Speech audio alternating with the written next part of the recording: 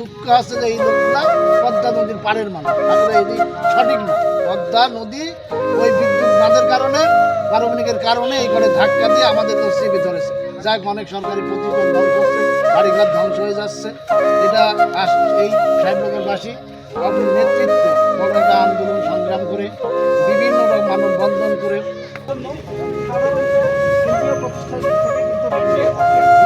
তো সম্প্রতি তাদের কিন্তু অনেক বাড়িঘর যেটুকু গেছে সেটা গেছে, পাশাপাশি যে এই যে দূরে আপনারা যে জায়গা জমি নদী দেখতে পাচ্ছেন, মূলত ফসলের জমি থেকেও কিন্তু মানুষ অনেক প্রতিষ্ঠান থেকে ঋণ নিয়েছে। তারা সম্প্রতি এই এনজিও প্রতিষ্ঠান এখন কিন্তু তাদের কাছে এই ঋণের জন্য প্রচণ্ড প্রেশার দিচ্ছে। একদিকে তাদের বাড়িঘর নেই, অন্যদিকে এনজিও প্রতিষ্ঠানের যে খরচ, অর্থাৎ একে একে দুই দুয়ে দিয়ে চার, এইভাবে তাদের মাথার উপরে যেন নতুন করে একটা খরচ। এইরকম আমার আশপাশে আপনার বাড়ি তো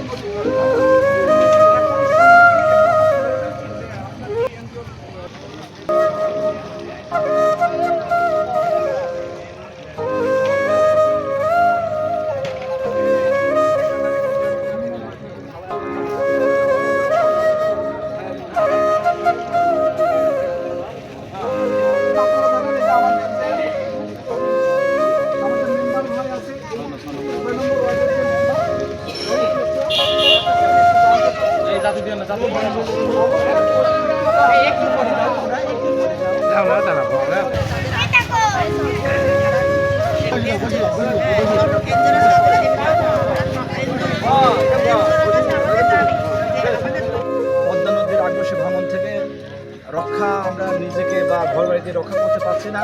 আমাদের যেসব আবাদি জমি বিলীন হয়ে গেছে, এই জমির ওপরে আমাদের সাধারণ চাষি মানুষ দিনমজুরে, এনারা আমরা সহ যে লোন নিয়েছে বিভিন্ন এনজিও বা ব্যাংক, এখন কিস্তিওয়ালারা আমাদের সাধারণ মানুষের উপর যে অত্যাচার করছে, এইটা দেখে আমার সম্পূর্ণ ইউনিয়ন পরিষদ বহলবাড়ি 2 নং বহলবাড়ি ইউনিয়ন পরিষদ আমরা এখানে একত্রিত হয়েছি। আপাতত 4 মাসের জন্য সমস্ত এনজিও এবং অন্যান্য যে লোন দেয় যে সংস্থা তাদের অনুরোধ করব 4 মাস যেন কিস্তি থেকে সাধারণ মানুষকে রেহাই দেয়। এবং আমাদের মাননীয় ডিসি সাহেব, ইউনো সাহেব, ঊর্ধ্বতন কর্মকর্তা, এনাদের দৃষ্টি আকর্ষণ করছি, মানুষের পাশে এসে না দাঁড়ালে মানুষের দুঃখ বলা যায় না। এখানে যে অবস্থা তাতে বোঝা যায় বহলবাড়ি গ্রামের বা বহলবাড়ি ইউনিয়ন টোটালি একটি মর্মাহত অবস্থায় পড়ে আছে। আবাদি জমিতে সম্পূর্ণ গেছেই, ঘর বাড়ি ছিল। ধন্যবাদ। আমি একটু আমাদের যে 8 নম্বর ইউপি সদস্য, সে নিজেও এই বানভাসী মানুষ, আমি আব্দুল মোতালেব সাহেবের কাছে একটু জানতে চাচ্ছি যে এই অবস্থায় আপনি এই এলাকাবাসীর জন্য আপনার মেসেজটা কি? আজকে 2 বছর ধরে এখানে ভাঙচুর হচ্ছে, কিন্তু অনেক জমি জাতি ছিল মানুষের, সেই জমি জাতির উপরে সব নির্ভর করতো খাওয়া দাওয়া বা দিনমজুরি, তারাও খাটতো। আমি আপনারা নিজেই দেখছেন আমার যে ঘর ছিল টাওয়ার, ওই টাওয়ার সব ভেঙে গেছে। মানে আমার এখন আমার নিজেরই বাড়ি ছাড়া আর কিছু নেই।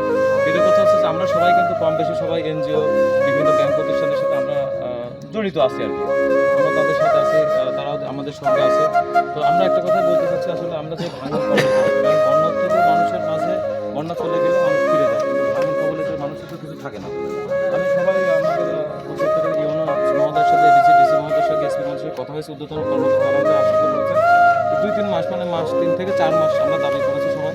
আর মানুষ আমাদের কাছে প্রতিনিয়ত যাচ্ছে, গণমাধ্যমের প্রতিনিধির কাছে, হয়তো এনজিওলার কাছে বলতে পারছে না। এটা আমাদের 8 নম্বর ইউপি সদস্য বলে গেছে যে তারা মোটরসাইকেলে এসে বাড়িতে বসে থাকছে, তাদের থাকার জায়গা নেই, খাবার মতন ব্যবস্থা নেই, কিন্তু তাদের কিস্তি না নিয়ে তারা যাবে না। তো আমি তাদেরকে তো আহ্বান করি যে শুধু আমরাও তো তাদের সঙ্গে আছি এবং আমাদের নিয়েই তারা, আমরা আমাদের গভর্নমেন্টের পক্ষ থেকে তাদেরকে বিনীত অনুরোধ করবো যে তারা এই ভাঙন কবলিত এলাকায় সাহেবনগর, মাদারখাদিমপুর, বহলবাড়িয়া, চরখাদিমপুর, যারা তীরবর্তী এলাকার লোক, তাদেরকে অন্তত 3 থেকে 4 মাস সময়, বিশেষ করে একটু সময় দেওয়া হোক এবং তাদেরকে উৎপাদ না করার জন্য। আর বিশেষ করে মানুষ যখন বেড়ায় পিঠ থেকে যায় তাদের কিন্তু আর দিশেহারা হয়ে যায়। অর্থাৎ আপনাদের সাথে হয়তো তাদের দু একটা দুর্ব্যবহার হয়ে যাবে, আপনারাও একটা প্রচড়া কথা বলবেন। তো আমি বিন্দু অনুরোধ করছি নমনীয়তার সাথে সহিত হন এবং আপনারা ধৈর্য ধরেন। ইনশাল্লাহ আমাদের সবাই, আমরা গ্রামবাসী সহ আমাদের যেখানে নদীর তীরবর্তী মানুষ আছে, আপনাদের এনজিওর ব্যবস্থা আমরা ইনশাল্লাহ নিজেদের করে দেবো। ধন্যবাদ। আচ্ছা, আমি একটু আমাদের মাননীয় চেয়ারম্যান মহোদয়ের কাছে একটু জানতে চাচ্ছি যে এই যে বহলবেড়া ইউনিয়নের যে চেয়ারম্যান, আমি তার কাছে জানতে চাচ্ছি যে এই বর্তমান পরিস্থিতিতে আপনি আমাদের এই সাহেবনগর থেকে শুরু করে আশপাশের নওদা খাদিমপুর কিংবা মির্জানগর, এই খাদিমপুর থেকে শুরু করে সবার জন্য সরকারের কাছ থেকে কোনো রকমের আর্থিক অনুদানের বিষয়ে আপনারা কোনো রকমের আপনাদের ভূমিকা কি, এবং এনজিও প্রতিষ্ঠান যে চাপ দিচ্ছে এই সাধারণ মানুষের কাছে যে কিস্তির যে বিষয়টা, সেই বিষয়ে আপনাদের অবস্থানটা একটু প্লিজ বলেন। ধন্যবাদ। বিসমিল্লাহির রহমানির রহিম। আপনার প্রশ্নের উত্তরের আগে আমি দুটি কথা বলতে চাই। আসলে পারমাণবিক বিদ্যুৎ যা প্রকল্প যখন শুরু হয়েছে সেখান থেকে আমাদের এই অঞ্চলে পানির একটা ধাক্কার কারণে এই সাহেবনগরবাসী খাদিমপুর নওদা খাদিমপুরের মানুষ বুঝতে পারার পর দীর্ঘদিন আন্দোলন করছে, সংগ্রাম করছে, আমাদের আবাদের জমি নষ্ট হয়ে যাবে। যার কারণে বিভিন্ন সরকারের সাথে সমন্বয় ডায়লগ করে এক পর্যায়ে স্থায়ী বাঁধ দেওয়ার সিদ্ধান্ত হয়। সেই বাঁধ দেওয়ার কথা যে হয়তো আমরা চরের উপরে আমাদের মাঠ, চরের জমি 2-3 কিলোমিটার থাকবে, তারপরে ওই জায়গাটা আমার একটা ভালো মাঠ হবে। এর মাধ্যমে আমাদের এই সাহেবনগরবাসীর স্বপ্ন ছিল, যে স্বপ্ন আজও বাস্তবায়ন হয়নি। কাজ অনুমোদন হয়েছে কিন্তু কাজ এখনো শুরু করতে পারেনি। এইবার হঠাৎ করে এমন একটা পদ্মা নদীর আগ্রাসনের ধাওয়া মাঠ তো শেষ করেছে, এবং আজকে সাহেবনগর এই এলাকার লোকে বলছে পদ্মা নদীর পাড়ের মানুষ। আসলে এটা পদ্মা নদীর পাড়ের মানুষ। এই বাড়ি থেকে 5 কিলো দূরে ছিল পদ্মা নদী। আর দুঃখ হচ্ছে যে এই লোকগুলা পদ্মা নদীর পাড়ের মানুষ। আসলে এটি সঠিক না। পদ্মা নদী ওই বিদ্যুৎ বাঁধের কারণে, পারমাণবিকের কারণে এই করে ধাক্কা দিয়ে আমাদের নসিবে ধরেছে। যাক, অনেক সরকারি প্রতিষ্ঠান ধ্বংস হচ্ছে, বাড়িঘর ধ্বংস হয়ে যাচ্ছে। এটা এই সাহেবনগরবাসী অপর নেতৃত্বে বড় একটা আন্দোলন সংগ্রাম করে, বিভিন্ন রকম মানববন্ধন করে, রাস্তা ব্লক করে, কষ্ট করে অনেক কাজ করেছে। এর মাঝে এলাকার কিছু লোক যারা ছিল মানুষ, এই এলাকার মানুষকে এই যারা আন্দোলন সংগ্রাম করেছে, দেশকে রক্ষা করার, গ্রামকে রক্ষা করা, সরকারি প্রতিষ্ঠান রক্ষা করার জন্য আন্দোলন সংগ্রাম করেছে, দালালি করে তাদের নামে মামলা মোকদ্দমা করছে। আমি অনুরোধ করছি যে ওসি মহোদয় যার কাছে এই অভিযোগ রয়েছে, এই 60 গ্রামের বাসীর যাদের নামে মামলা হয়েছে, এটা অতি লম্বে তার প্রত্যাহার করার জন্য জোর দাবি করছে। পাশাপাশি আমি অনুরোধ করছি সাহেবনগর গ্রামবাসী আজকে দিশেহারা, ঘর বাড়ি ছেড়ে চলে যাচ্ছে। গরু ছাগল কোথায় রাখবে, কোথায় থাকবে, কোথায় বসবে। আসলে পদ্মা নদীর একদম পাড়ে চলে আসছে, মানুষ হতাশা। এখন এই মুহূর্তে কোনোরকম কাজ নেই, কর্ম নেই। পদ্মায় মানুষ পদ্মার মাঠে অনেক কাজ করতো, মাছ মেরে খেত, বারো তুলে খেত, আবাদ হতো, কোনো কিছুই নেই। মানুষ আর দিশাহারা, কোথায় যাবে, কি কাজ করবে, কাজ পাবে কোথায়, এই মনে একটা অবস্থায় আপনারা যারা সরকারি এবং বেসরকারি এনজিও যারা আছে, যারা ঋণ দিয়েছে, তাদের বিনীতভাবে অনুরোধ রাখছে আপনারা দয়া করে অবত্য এই রাস্তার মেন রাস্তার উত্তর পাশে কোনো লোকের কাছ থেকে আপনারা এই ঋণটা আদায় করবেন না। 3-4 মাস সময় দিবেন, আমরা ব্যবস্থা করবো এইসব টাকা আদায় করার জন্য।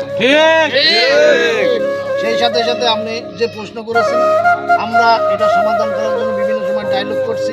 ইউনো মহাদয় সহ ইঞ্জিনিয়ার, চিফ ইঞ্জিনিয়ার, এক্সএন সহ, তারপরে ডিসি সাহেব, এসপি সাহেব সহ আমরা এই এলাকার মানুষ এখানে নিয়ে আসতে সমর্থন হয়েছে, তারা পরিদর্শন করেছে। আমরা এখন আবেদন করছি তাদের এই অর্থনৈতিক কিছু সহযোগিতা করতে। আপনাদের আশ্বস্ত করতে চাই, আমাদের এই নদী কবলিত এলাকায় যারা পাড়ের মানুষ, যারা বাড়িঘর ছেড়ে আসে, অপর নির্দিষ্ট তালিকা হয়েছে। অল্প দিনের কিছু হয়তো কিঞ্চিত সরকারি সহযোগিতা পাবেন।